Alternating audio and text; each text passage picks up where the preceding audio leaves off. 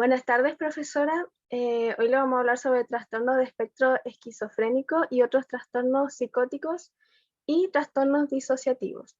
El grupo está compuesto por Tania Peña, Daniela Oportus, Camila Parra, Ámbar González, Catalina Medina y Pilar Quevedo, quien le habla.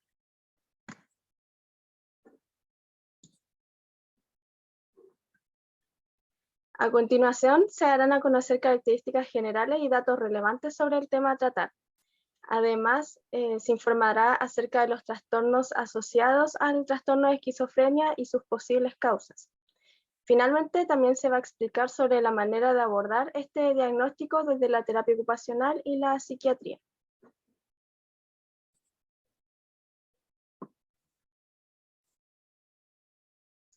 El término esquizofrenia es acuñado por el psiquiatra suizo Eugen Bleuler en el año 1908 para definir un trastorno en el que se presenta un deterioro grave de la personalidad por un desorden múltiple y simultáneo de diversos niveles de organización. Con respecto a qué es, se considera como un trastorno mental grave que se caracteriza esencialmente por la presencia de psicosis. La psicosis hace referencia a la pérdida de contacto con la realidad, con un grave deterioro para evaluar la realidad. Dependiendo de cada individuo, pueden aparecer distorsiones en la percepción, en el pensamiento y en las emociones.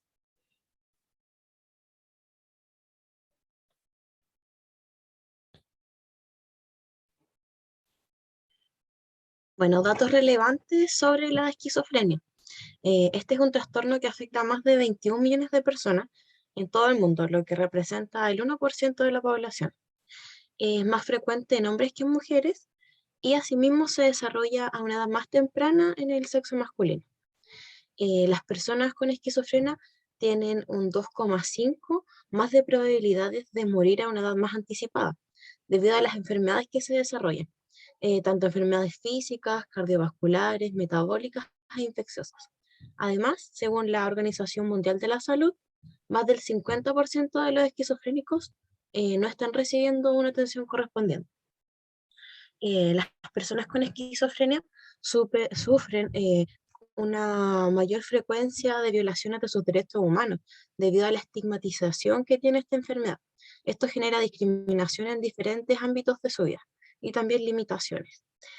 También tienen una mayor prevalencia al tabaquismo, mayor que la población mundial, ya que en promedio se fuman 4 cigarros diarios. Y esto se ha postulado que la razón es debido a que el tabaco puede tener efectos sobre su sistema, aliviando los dolores y síntomas que padecen.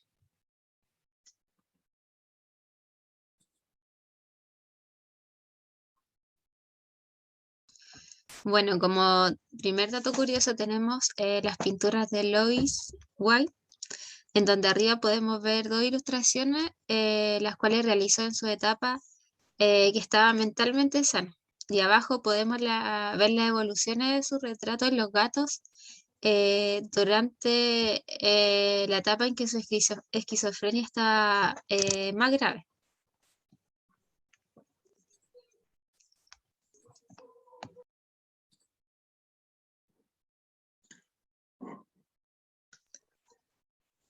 Otro dato curioso es que después de una catástrofe natural o de una guerra, los trastornos mentales aumentan considerablemente.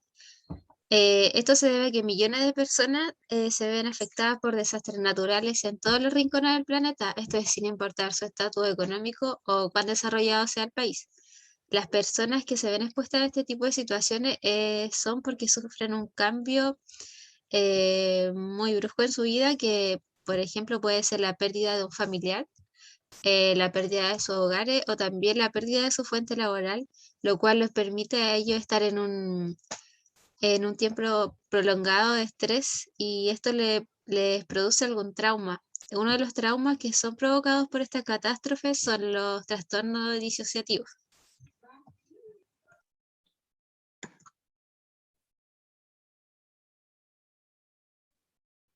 Bueno, y ahora pasando a los criterios de diagnóstico de la esquizofrenia según corresponda desde el DSM-5, Bueno, la presencia de al menos dos de los siguientes 5 ítems, cada uno presente durante una porción de tiempo clínicamente significativo durante un periodo de un mes o menos si se trata de con éxito, que serían delirios, alucinaciones, síntomas negativos, por ejemplo, disminución de la motivación y disminución de la expresividad. También los signos continuos del trastorno persisten durante un mínimo de 6 meses. Este periodo de 6 meses ha de incluir al menos un mes de síntomas o menos si se trata con éxito, que cumplen el criterio ya antes mencionado, es decir, síntomas de fase activa y puede incluir periodos de síntomas prodrómicos o residuales. Durante estos periodos prodrómicos o residuales, los signos del trastorno se pueden manifestar únicamente por síntomas negativos o por 2 o más síntomas enumerados en el criterio anteriormente, presente de forma atenuada, por ejemplo, creencias extrañas, experiencias perceptivas inhabituales. Y también el trastorno no se puede atribuir a los efectos fisiológicos de una sustancia, por ejemplo, una droga o medicamento o otra afección médica. Si existen antecedentes de un trastorno del espectro del autista o de un trastorno de la comunicación de inicio en la infancia, el diagnóstico adicional de esquizofrenia solo se hace si los delirios o alucinaciones son notables. Además de los otros síntomas requeridos para la esquizofrenia, también están presentes durante un mínimo de un mes o menos si se trata con éxito.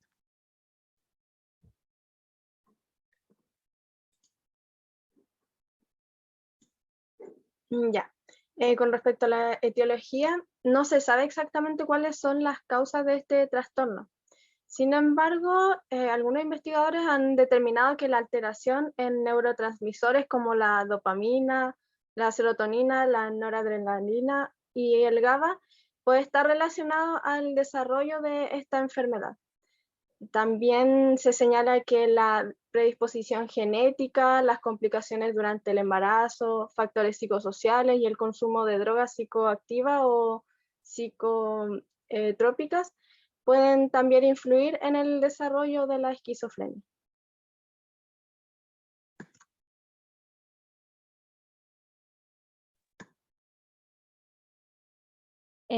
Bueno, ahora pasando a lo que es la comorbilidad. Primero que todo, el término comorbilidad, o más bien como dicen sus siglas, es CMB, fue introducido por A.R. Feltring. Bueno, en sí se entiende como comorbilidad cualquier enfermedad o condición de salud adicional que ha existido o puede ocurrir durante el transcurso clínico de un paciente con una enfermedad tipo guía. Bueno, inicialmente el campo que llamó la atención de los diagnósticos duales, por así decirlo, fueron el trastorno afectivo, ya que al momento de investigar se vio reflejado que la comorbilidad más frecuente es el consumo de sustancias o el abuso de estas, incluyendo lo que es la cafeína, nicotina y alcohol. Bueno, posteriormente este hallazgo de interés se fue ampliando a muchos más cuadros psiquiátricos. En todos ellos, bueno, el abuso de sustancias es la comorbilidad más frecuente, siendo un 50% según Strakowski en el año 1993. Bueno, hace años uno de los principales factores que incidían en la descompensación de los trastornos psiquiátricos era el consumo de alcohol junto con el abandono precoz de los psicofármacos. Actualmente un porcentaje no despreciable de pacientes presenta una recaída o ingresos después del consumo de algún tipo de estas drogas ilegales. Bueno, también consumo que no solo provoca importantes descompensaciones psicóticas, sino también graves trastornos antisociales, tanto en su domicilio como una vez hospitalizados y que tienen como fin conseguir estas sustancias. Pero en pacientes con esquizofrenia también se pueden ver varias enfermedades como la depresión, la ansiedad, síntomas obsesivos compulsivos, pero como se nombra anteriormente, el trastorno de comorbilidad más frecuente en pacientes de esquizofrenia es el consumo de drogas, particularmente el tabaco, alcohol, cannabis y sustancias ilícitas. El consumo de sustancias en realidad es un factor de riesgo en la evolución y tratamiento de la enfermedad, porque también hay más recaídas, incumplimientos y abandono del tratamiento para la previa respuesta.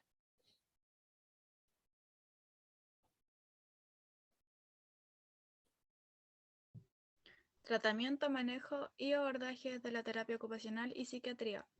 La intervención de terapia ocupacional tiene una gran relevancia en usuarios con trastorno de esquizofrenia, el cual el terapeuta ocupacional cumple un papel concreto en el que realiza una intervención directa. La terapia ocupacional se basa en la gran idea general de que toda intervención se realiza para ayudar al usuario a desarrollar y utilizar sus habilidades de la forma más funcional posible para conseguir la mayor autonomía posible. Desde un manejo de la terapia ocupacional puede contribuir a mejorar los síntomas y el desempeño funcional con personas con esquizofrenia. También crea una evaluación del entorno y contexto de cada persona, análisis de las dimensiones ambientales o factores que inhiben, limitan y o potencian y facilitan el desempeño ocupacional de cada individuo. Asimismo, hace una evaluación de la situación de cada persona, un análisis de capacidades y limitaciones, también de las habilidades y potencialidades, patrones de desempeño, motivación y participación en áreas ocupacionales, análisis de necesidades y expectativas de cambio.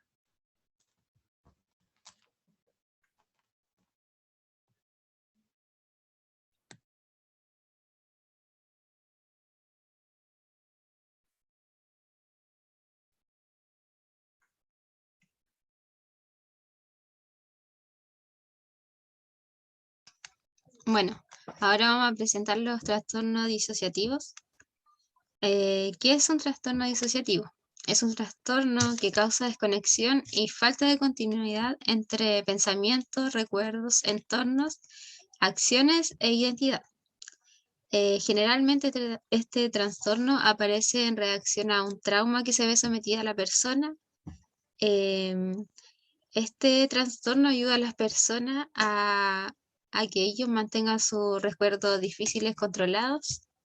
También las personas que sufren de este trastorno escapan de la realidad de una forma involuntaria y poco saludable. Como historia de este trastorno, tuvo inicios desde tiempos muy lejanos. La disociación se hacía presente en pinturas rupestres del Paleolítico.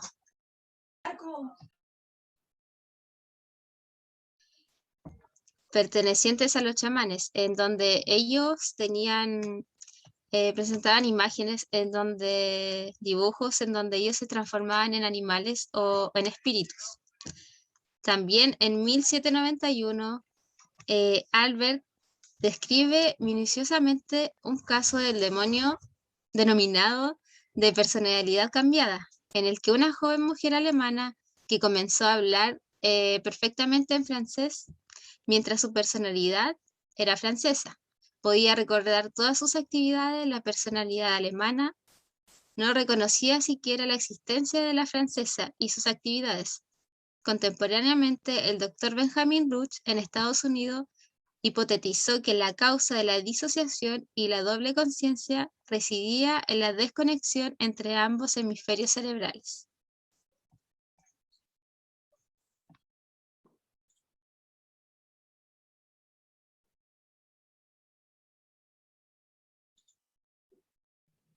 Datos estadísticos relevantes sobre este trastorno.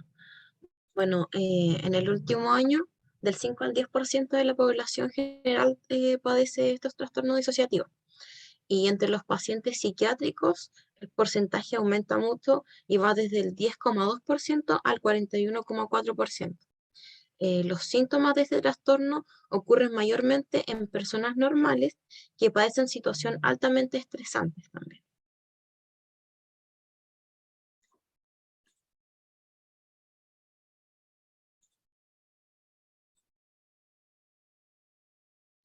Bueno, como una noticia que presentamos es sobre una mujer ciega que puede ver cuando cambia su personalidad. Ella se trataba de una anciana la cual pertenecía a a una clínica psiquiátrica en donde ella tenía 10 identidades diferentes, en donde ella podía hablar diferentes idiomas. Y también en una de sus identidades un día ella había perdido la visión hace 13 años. Y en una de sus identidades ella comenzó a reconocer los títulos de las noticias y luego comenzó a recuperar la vista. Y solo era en una identidad que tenía que correspondía a la de un joven adolescente.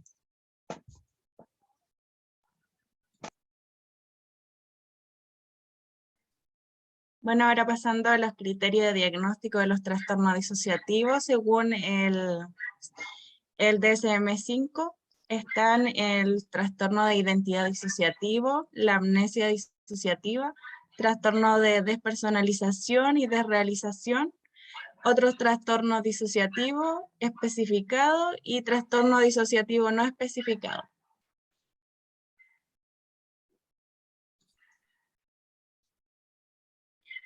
Luego tenemos en el trastorno de identidad disociativo, tenemos la perturbación de la identidad que se caracteriza por 2 o más identidades o personalidades definidas, lo que en algunas culturas puede describirse como posesión, en forma no deseada e involuntaria. Cada identidad tiene su propio patrón para percibir, relacionarse y pensar sobre sí mismo y el mundo.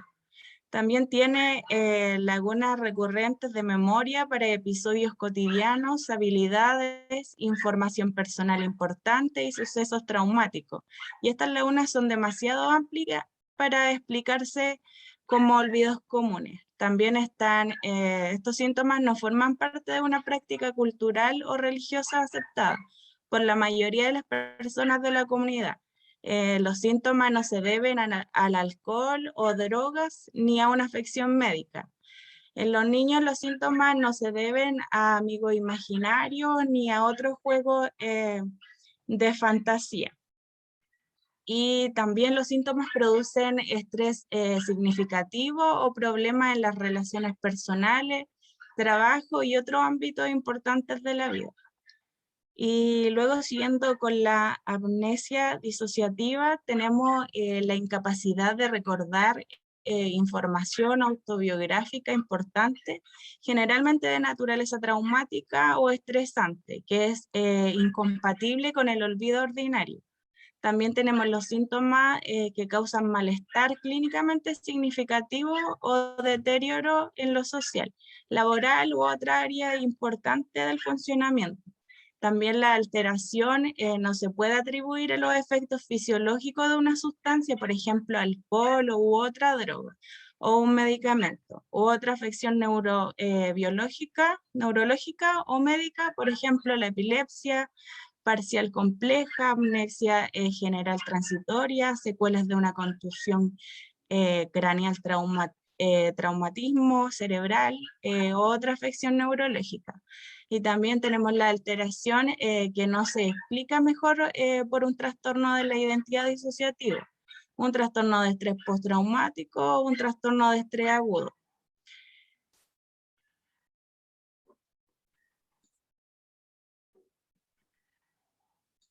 Luego, ahora pasando al trastorno de despersonalización y desrealización, tenemos la presencia de experiencias persistentes o recurrentes de despersonalización y desrealización o ambas.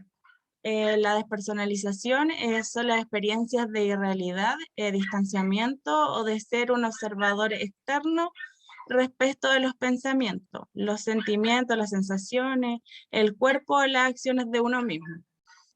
Luego tenemos la desrealización, que estas son experiencias de irrealidad o distanciamiento respecto al entorno.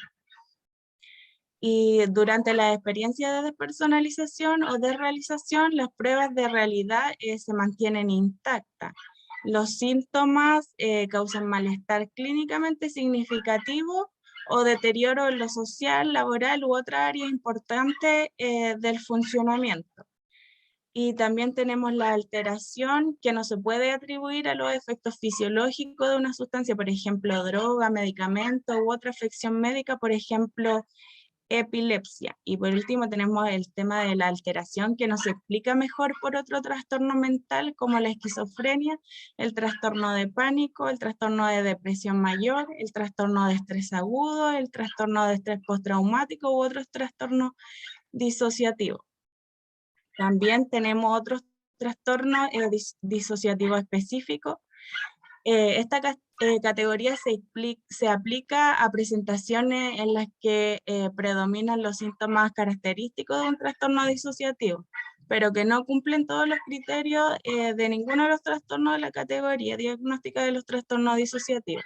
En esta categoría se pueden presentar síndromes crónicos y recurrentes de síntomas disociativos mixtos, que en esta categoría incluye el trastorno de identidad asociado a interrupciones no demasiado intensas del sentido del yo y del sentido de entidad.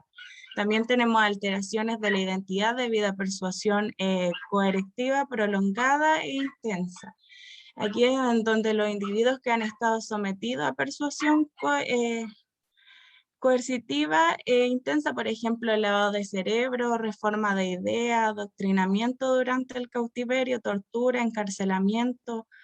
Y también tenemos las reacciones disociativas agudas o sucesos estresantes, que en esta categoría se aplica afecciones agudas transitorias que duran por lo general menos de un mes y en ocasiones solamente 1 hora o días.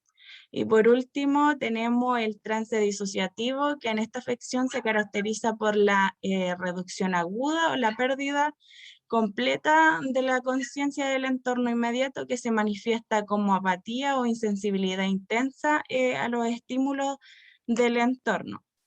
Y por último, tenemos los trastornos disociativos no especificados, que esta categoría se aplica a presentaciones en las que predominan los síntomas característicos de un trastorno disociativo, pero que no cumplen todos los criterios de ninguno de los trastornos de la categoría diagnóstica de los trastornos específicos. El motivo del incumplimiento de los criterios para un trastorno disociativo específico incluye presentaciones para las que no existe información suficiente para hacer un diagnóstico más específico.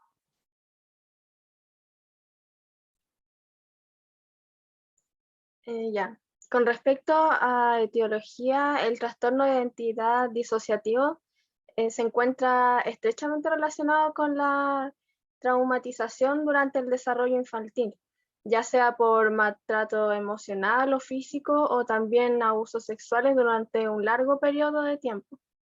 Es por esto que la causa principal de un trastorno disociativo puede ser una reacción a un trauma en infancia.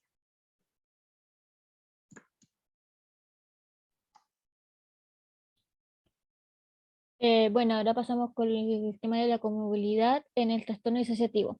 Bueno, principalmente la comorbilidad tipo más común es la esquizofrenia. Bueno, las alucinaciones, los síntomas de Schneiderianos y las crisis agudas superpuestas en los trastornos disociativos crónicos subyacentes que conducen a un comportamiento extremadamente, por así decirlo, desorganizado. Pueden semejar el trastorno de esquizofrénico. Bueno, la carencia de síntomas negativos de esquizofrenia en pacientes con trastornos disociativos puede ayudar a un diagnóstico diferencial. Sin embargo, la comorbilidad entre esquizofrenia y trastornos disociativos es posible, bueno, en la cual puede considerarse como un subtipo disociativo de esquizofrenia o trastorno esquizodisociativo, dependiendo de la predominancia de los síntomas. También como comorbilidad secundaria tenemos el trastorno límite de la personalidad, el TEP y lo que es la migraña.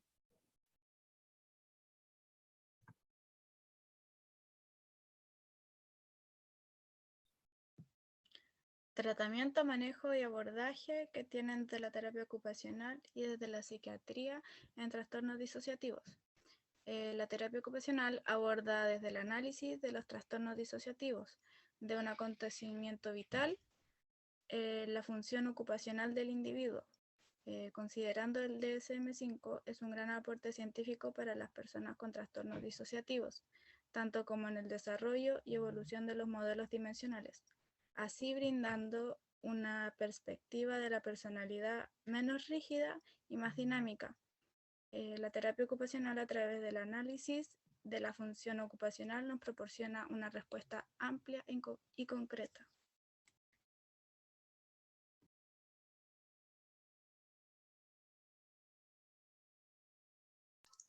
Diferencias entre el trastorno de esquizofrenia y el trastorno disociativo.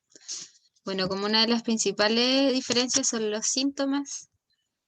En los trastornos psicóticos como la esquizofrenia, el problema principal es uno o más síntomas psicóticos que suponen una percepción distorsionada del presente, alucinaciones, delirios, pensamientos desorganizados. En cambio, en los trastornos disociativos no existen síntomas psicóticos, sino que sus síntomas principales es una discontinuidad o interrupción entre nuestra identidad, nuestra memoria y nuestro comportamiento. Otra diferencia son la naturaleza de los síntomas.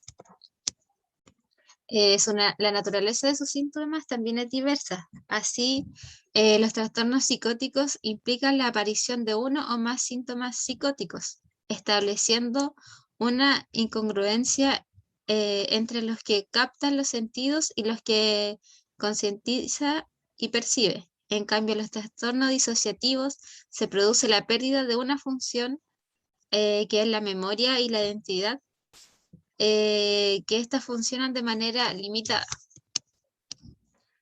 Otra diferencia es el contacto con la realidad y la conciencia del entorno. En los trastornos psicóticos, por ejemplo, en la esquizofrenia, suele existir una pérdida de contacto con la realidad inmediata. En cambio, en los trastornos disociativos no. Además, en los trastornos psicóticos es más frecuente que la persona no sea consciente de su afección. En cambio, en los trastornos disociativos, la persona suele ser consciente de sus pérdidas. Otra diferencia es la presencia de trastornos cognitivos. En el trastorno psicótico pueden aparecer trastornos o alteraciones cognitivas, y es frecuente que aparezcan, que suelen afectar la atención, la memoria, la toma de decisiones y las planificaciones. Estos síntomas aparecen sobre todo en las fases avanzadas del trastorno, específicamente en la esquizofrenia. En cambio, en los trastornos disociativos, estos síntomas no son característicos, menos la pérdida de memoria que se dan en amnesia disociativa o la fuga disociativa, aunque sería diferente naturaleza. El grado de incapacitación. Normalmente los trastornos psicóticos suelen ser más incapacitantes que los disociativos. Otra diferencia son las causas. Las causas de los trastornos psicóticos suelen ser multifactoriales, menos en los inducidos por las sustancias o por otras condiciones médicas. Así se combinan factores sociales, biológicos y ambientales en su etiología. Si bien cabe destacar que el factor hereditario en los trastornos psicóticos. En el caso de los trastornos disociativos también encontramos causas multifactoriales, si bien es cierto que los traumas psicológicos suelen estar base con frecuencia. Estas pueden ser por abusos sexuales o físicos en la infancia, presenciar o vivir un accidente o sucesos donde se presencia la muerte.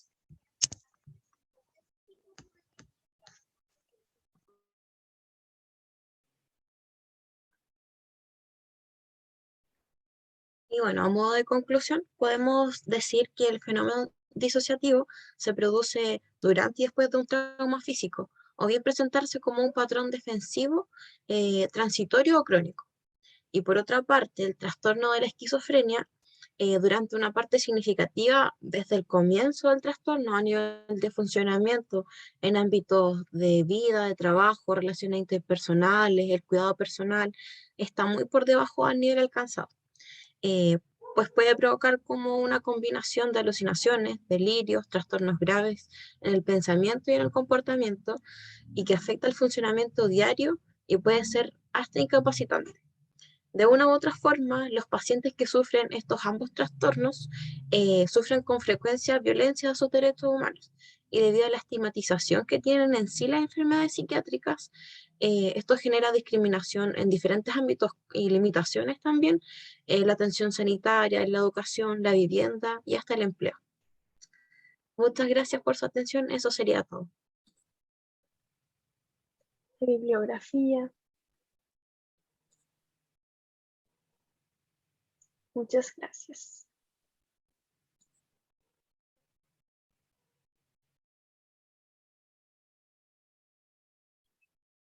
No sé si para el video o no.